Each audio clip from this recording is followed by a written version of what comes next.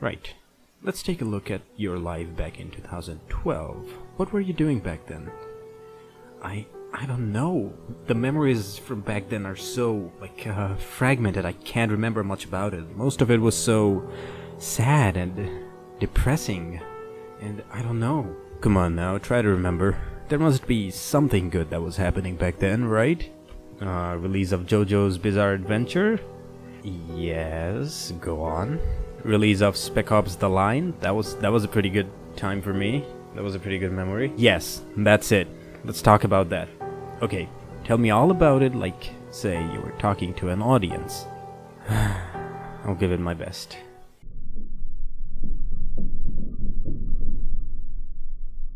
Spec Ops The Line was one of the best games that came out back in 2012 for its unique plot. While the gameplay wasn't really that special because it was seen in much bigger and more famous games like Gears of War and Mass Effect, its story was one that stuck to me more than those games. And today I'd like to tell you about the action game that turned out to be a horror game that you may not have ever played before, that you probably should by the time you're finished watching the video. The game begins with our protagonist, Captain Martin Walker, gunning down herds of enemy choppers like they're the Covenant from Halo Reach.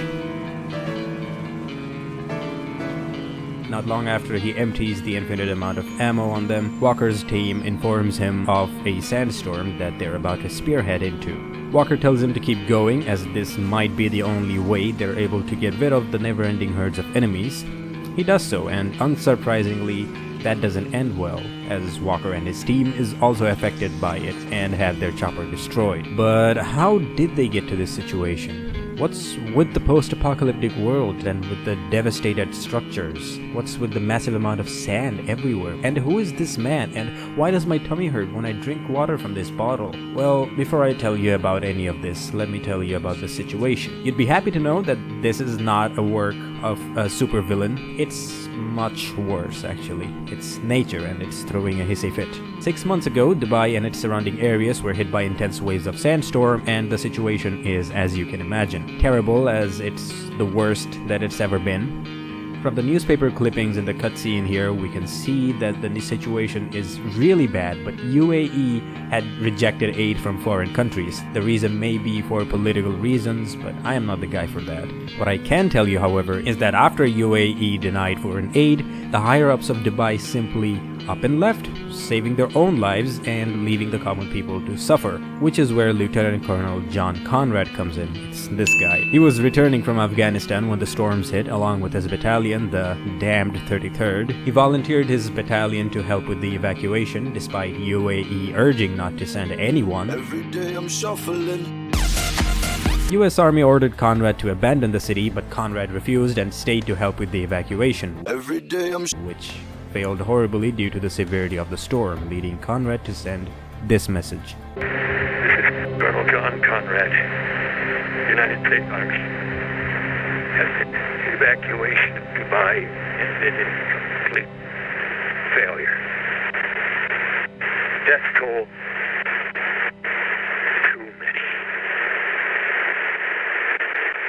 Now at this point of the game, it's unclear what exactly happened, which is why we, the protagonists, are sent in to find out what really happened here and what happened to the entire battalion and so many helpless Emiratis. At the beginning of the cutscene, which is narrated by our protagonist Walker, he mentions how Conrad saved his life in Kabul one time and how he is almost a major simp for Conrad. All the other information that we're given about our protagonist is that he is a very work-focused leader of this three-man team and probably very much single too.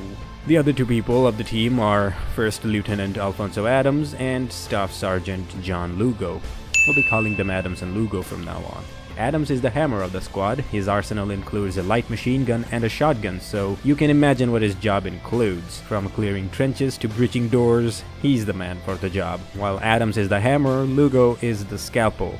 He specializes in taking down enemies from long distances, and he is also in charge of navigation, which is fitting as he can find his way through this deserted wasteland to wring out a few jokes here and there. Whee!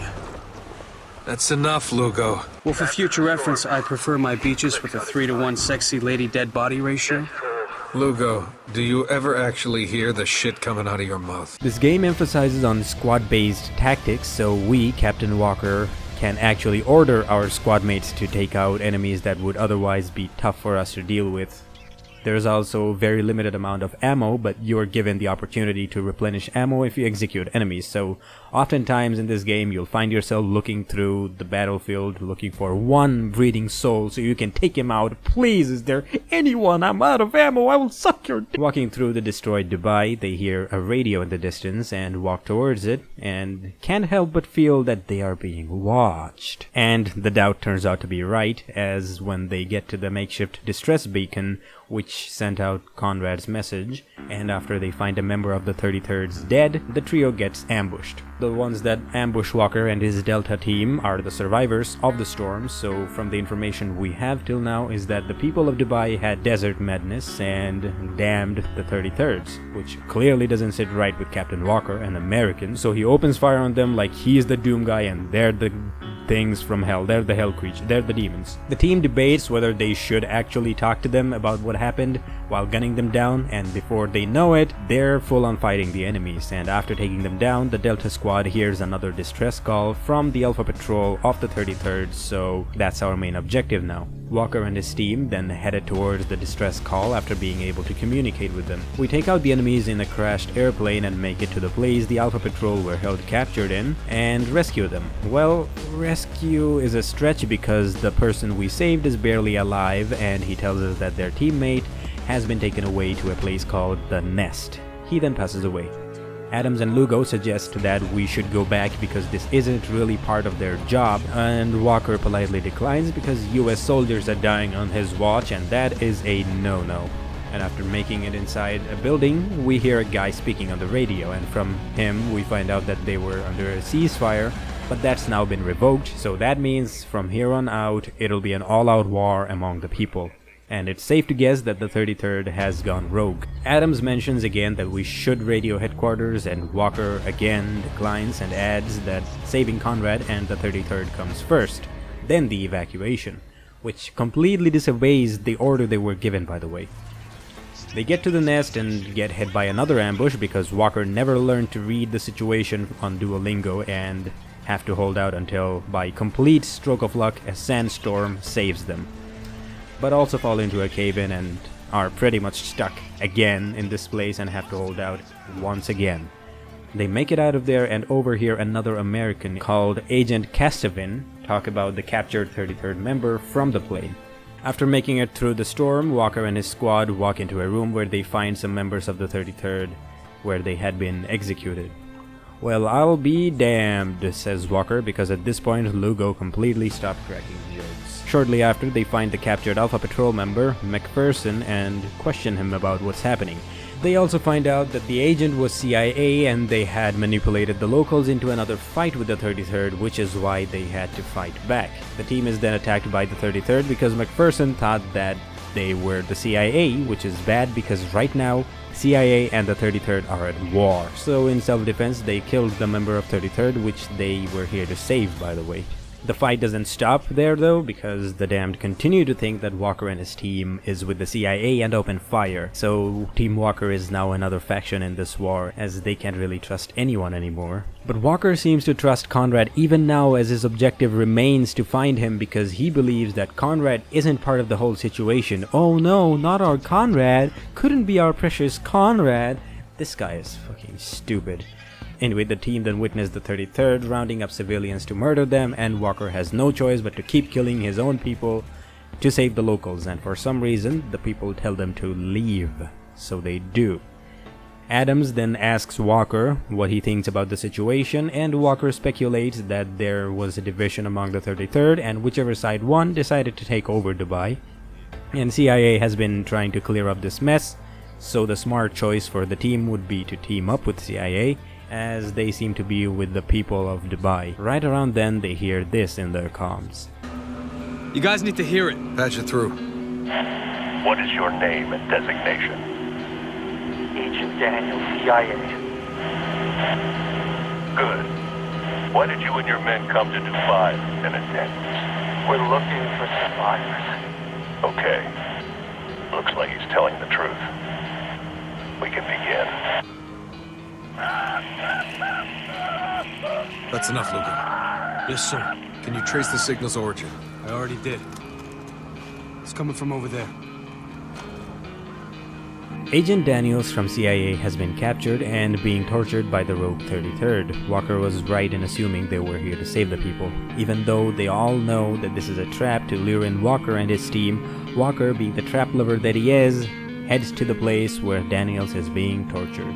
Along the way, they also hear this. Formation has suffered max casualties. Hold your fire Agent until I give the Casterman, no word. longer a threat. Remaining Grey Fox members in vicinity.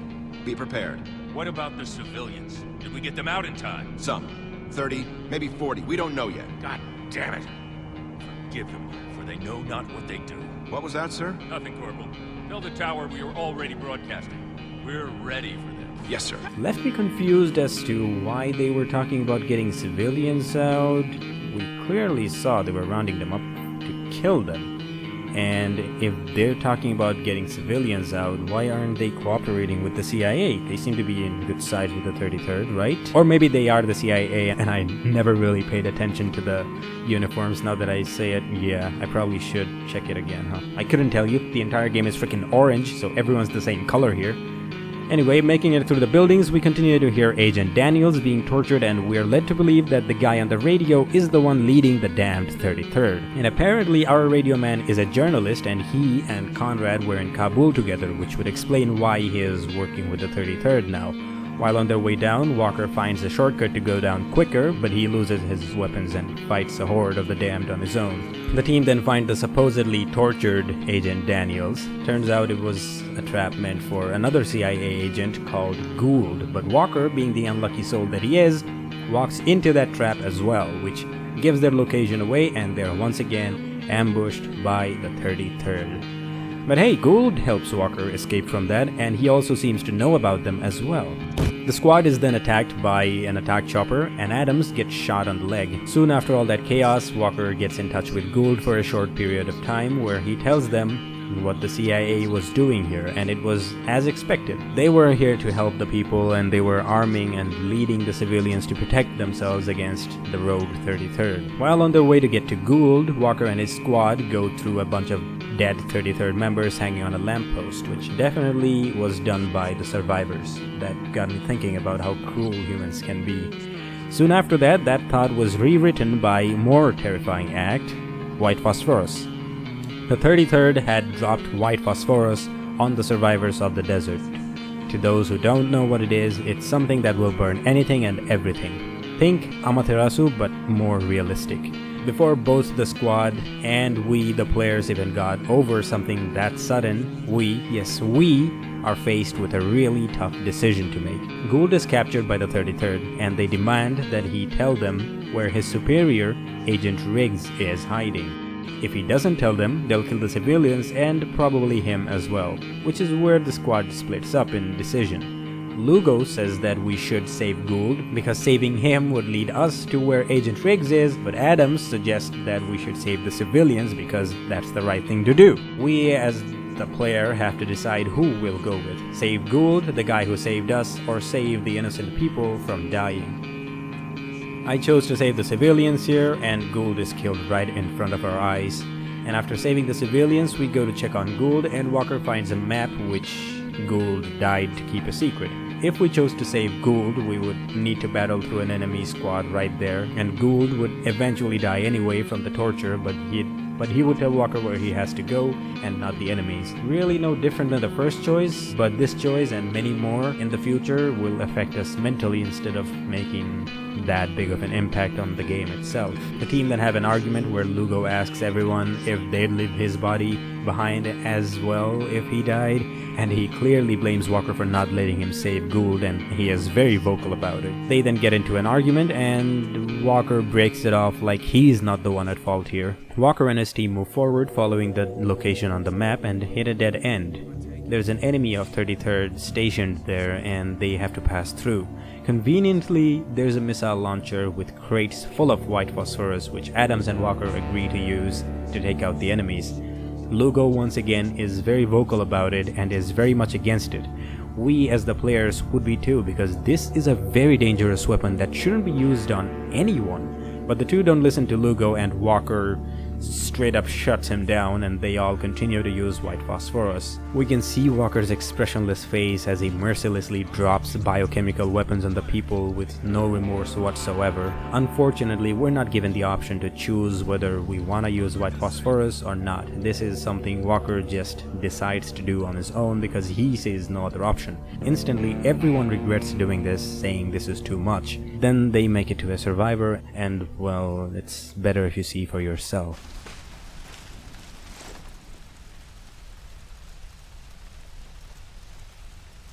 Why? You brought this on yourself. We were helping. What? Oh no.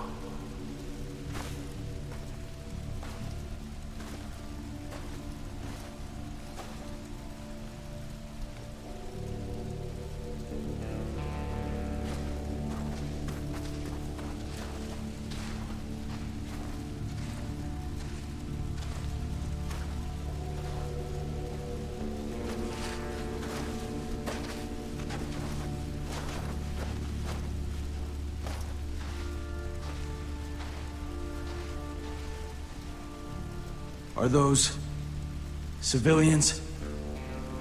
Where'd they come from? There's no camp here. They took him from the nest. That hotel back at the storm wall? No, those can't be the civvies that got kidnapped. It's not possible. Yeah, it is. That's why Gould stormed this place. He didn't want the gate. He was trying to rescue his people.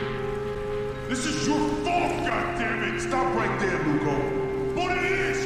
He wouldn't listen! Have a choice! He turned us into fucking cowards! That's enough, Sergeant! No! Control yourself! Now!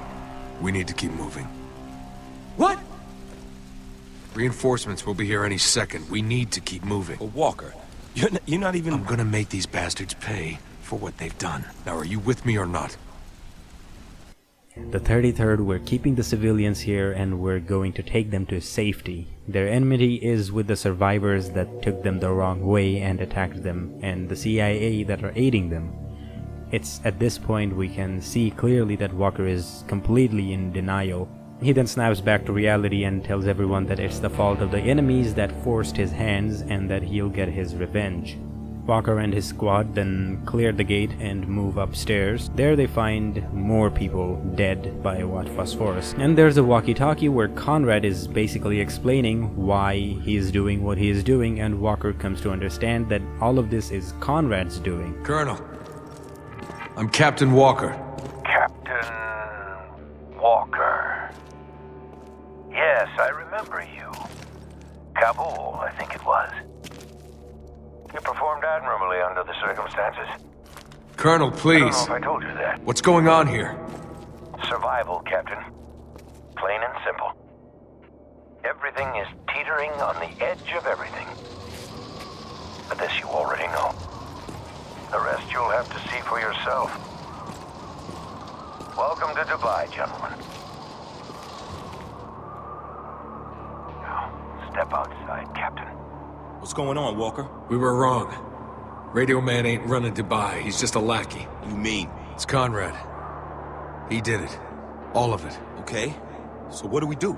We play along. For now. Oh no, I have been conned, says Walker. Sorry, had to lighten the mood. Conrad then walks us through his morality and gives us another decision to make. I get it. We're meant to choose. Choose what? Let's get out of here. Lugo's right. We need to get as far away from this as possible. That's enough. Obviously not, because we're still here. They are guilty. But what is justice? And how would you see it dealt?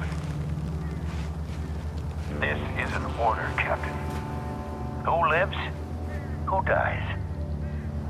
Judge these men, or pay the price of insubordination. Whoever we shoot doesn't really matter, as it just tests our sense of justice and messes with our head even further. It doesn't really have that big of an impact on the game itself. team then head on to fight a semi-army of the 33rd. My question here is, why couldn't you fight those people back there then? It's not like we're fighting anything less than an army right now. The team is hit by another wave of storm, so they had to wait it out. Walker's team, Delta, then advance and hear Riggs in their comms asking for help. Now remember what I said about what we choose doesn't really matter? Well, apparently Gould told them about the place because we didn't save him, so the 33rd are now attacking Agent Riggs and his men. Or at least that's what the game wants you to believe, because whether or not you save Gould, it will lead to the same consequence. A firefight in this section. Delta Force then takes care of the 33rd attacking Riggs, and they have a little chat afterwards. CIA agent Jeff Riggs then explains the plan. There is a main water supply that the 33rd are hoarding on, and he plans on taking that away so they can cripple the 33rd. He also mentions that arming the enraged survivors was not a bad idea, as they were going to fight against the 33rd anyway. They just needed a little push, which the CIA provided. After clearing the outside of the aquarium, Conrad talks to Walker again, telling him that Riggs is going to take this water away and it'll affect everyone in Dubai, Delta Squad included, and that he is only interested in killing everyone off. We as the player, of course, don't listen to anything Conrad has to say because all he has done is manipulate. After taking over the water supply, Delta Squad follows Riggs, helping him take the water to God knows where. Oh, straight to hell. Why, oh why did I even remotely think giving him all the water was a good idea? Walker sees Conrad for the first time now, and Conrad tells him that the city will start dying in 4 days. Walker wakes up and the entire place is in chaos. People are swarming in to get as much water as they can, and Walker keeps walking. It's here that Walker finds Riggs with his lower half crushed. Walker mentions that Conrad was right about him, and Riggs explains that if the word got out that the 33rd went rogue and were taking over Dubai, the whole world would declare a war against US, so CIA had no choice but to bury everything right here by making people die of thirst. It's here that we're given another choice: give Riggs an easy death or let him burn. And if you ask me, there's only one choice for people like him.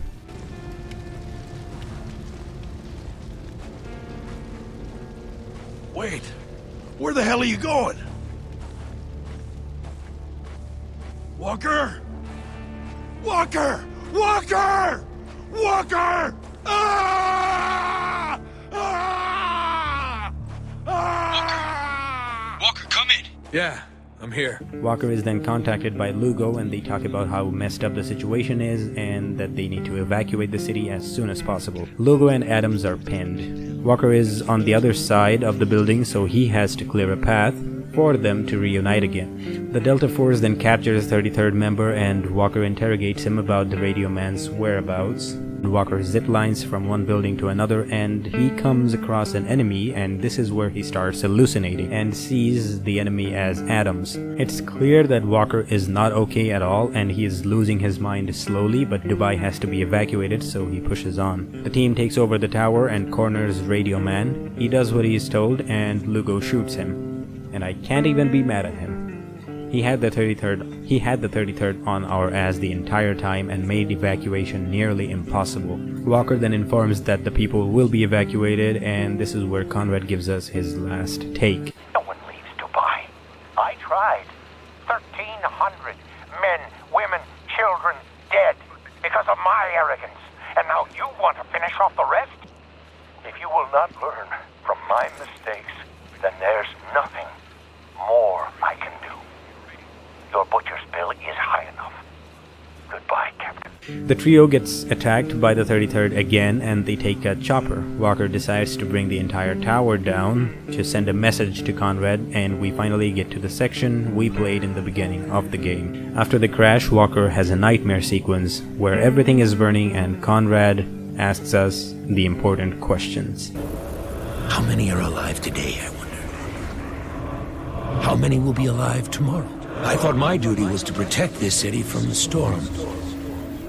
I was wrong. I have to protect it from you. Walker, are you there? Walker then comes to and he is contacted by Adams. Adams is down and Lugo is radio silent. After getting together with Adams, the duo then set out to find Lugo, and this is where Adams confronts Walker, questioning him about his actions, and Walker stands firm to his actions, saying that what he did was absolutely necessary. They advance forward and are contacted by Lugo. Lugo is surrounded by civilians and they want blood. We run towards Lugo and find him hanged. We shoot the ropes and bring him down, but it's too late. Everyone back now! Come on, get your ass up! You heard him! Back up right now! I said back the fuck up! Hurry up, Walker! Breathe, Lugo! They ain't taking the hit! God damn it, breathe! How's he doing? Answer me, Walker! Come on, Lugo! Is he breathing? Move back, or I will open fire! Damn it! These assholes ain't stopping, Walker! They're boxing us in! Damn it, Lugo! You better fucking pray he makes it! Let me take him, Walker! Sir, permission to open fire! I need you to give the word! Walker! Give me the fucking word! John Lugo is dead, and it's the people that killed him, not the 33rd, not the CIA, the people. What do we do now? Do we not have enough blood in our hands already? Do we keep making bad choices? The first time this game gives us the option to choose whether to hurt innocent people or not is when none of the players really feel any sort of remorse towards them. Lugo was the only humane one in the squad, and he was the only one who was still relatively sane and knew what was right and what was wrong, and now he is gone. Do we really just silently walk away, or do we take revenge? Well, I did the No Russians mission in Call of Duty with no remorse, so you can imagine how I felt when I had a valid reason to pull the trigger this time.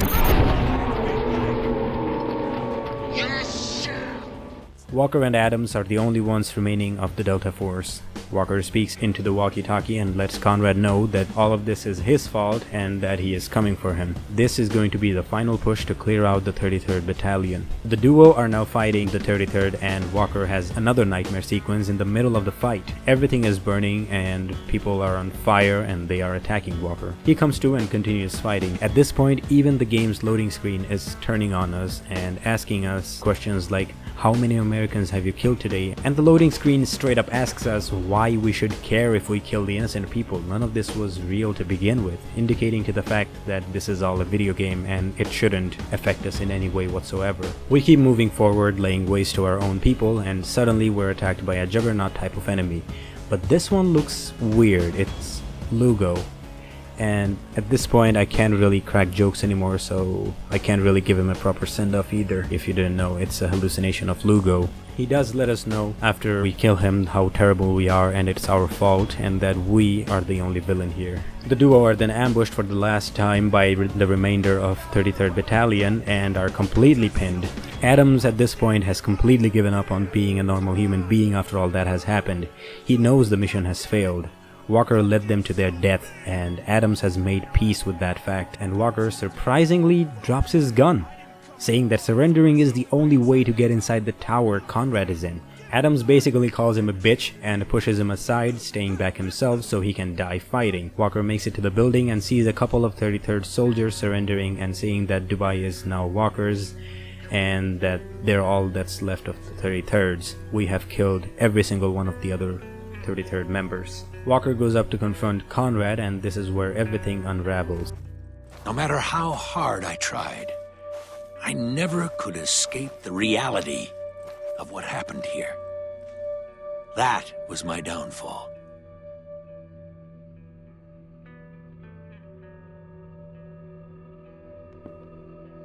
There, finished.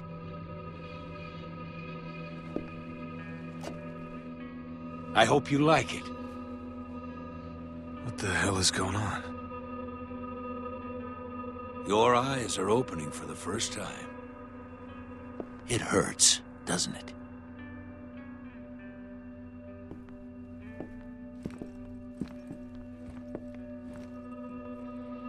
Go on. What do you think?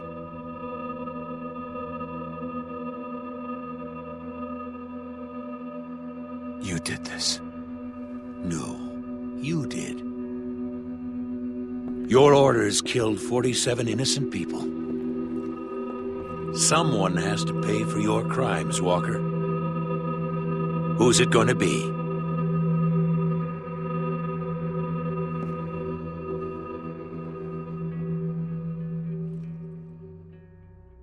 John? Is that you? You tell me. I'm done playing games, John. I assure you, this is no game.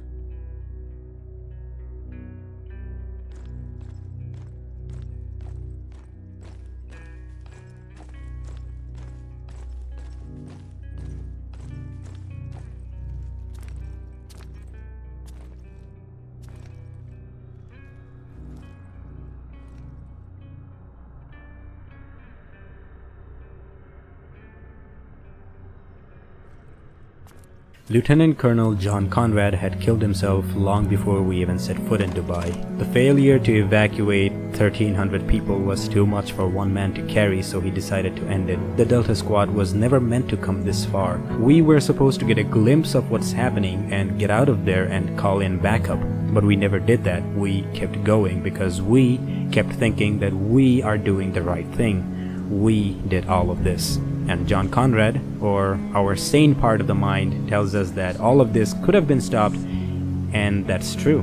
We didn't have to go that far, but we kept going because we were genuinely blinded by what was going on, and we had to be the hero. After all, we are playing as the protagonist, right? And this is where Spec Ops The Line grabs us by the throat.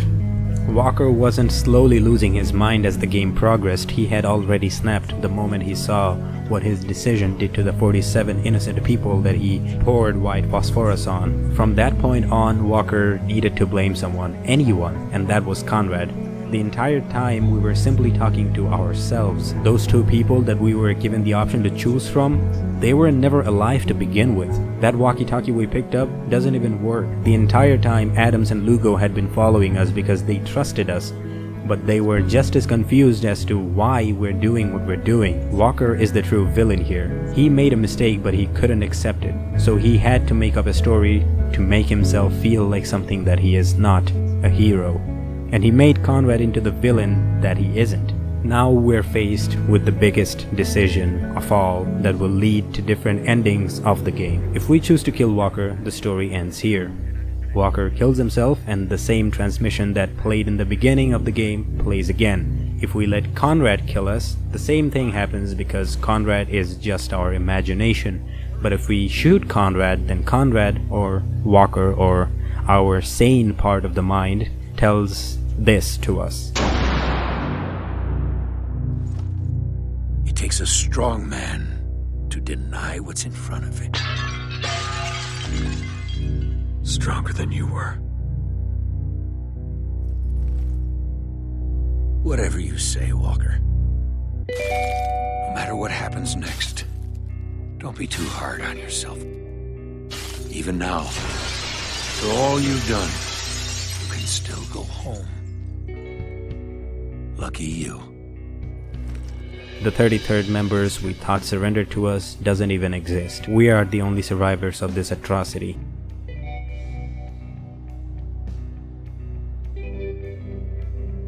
This is Captain Martin Walker, requesting immediate evacuation of Dubai.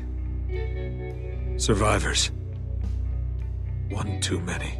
The story isn't over here though, because the backup team arrives and shell-shocked Captain Walker is wearing Conrad's clothing now, sitting on the staircase waiting for them with a gun in his hands. They approach us, and here we have another option. Drop the gun or not. If we decide to keep going with our violent urges and kill everyone, Conrad and Walker picks up the radio of a dying soldier and does what Conrad did pretty much. Gentlemen, welcome to Dubai. If we start firing and don't survive, we get marked as the bad guy who went rogue, and all the blame falls on our shoulders and we die like a little bitch. But if we drop the gun, we get taken back to America. A soldier asks Walker how he survived this hell, and he replies, Who said I did?